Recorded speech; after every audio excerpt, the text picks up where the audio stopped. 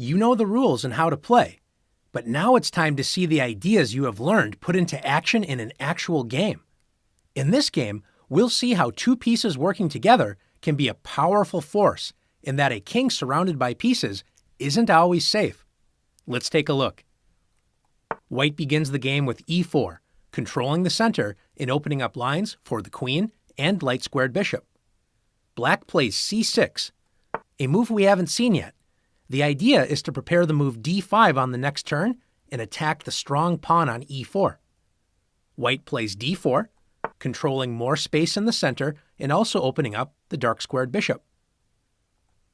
Black strikes back in the center with d5, threatening to capture the pawn on e4 on the very next move.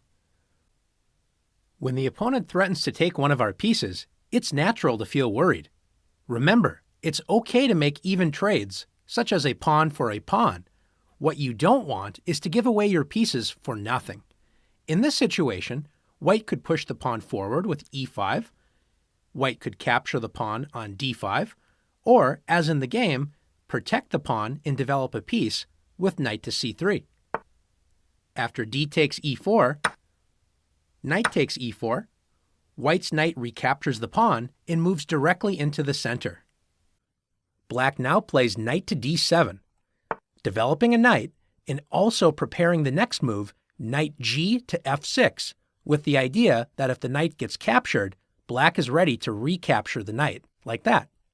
The drawback to this move is the light-squared bishop is blocked, and also notice Black's king has no moves.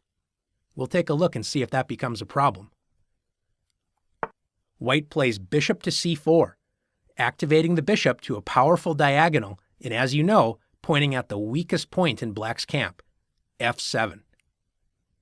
Black plays knight g to f6, attacking White's knight, and White plays knight to g5, avoiding the knight's attack and joining the light-squared bishop in attacking the f7 square.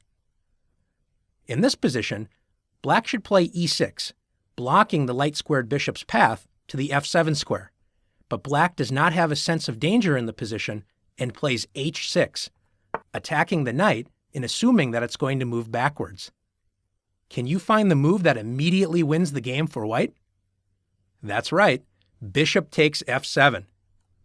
White delivers checkmate, threatening to capture the king on the next turn, and notice Black's king is surrounded, or should we say smothered, by its own pieces. It cannot escape the attack. You've learned a lot so far. Can you put your ideas into action? Let's prove it in the challenges.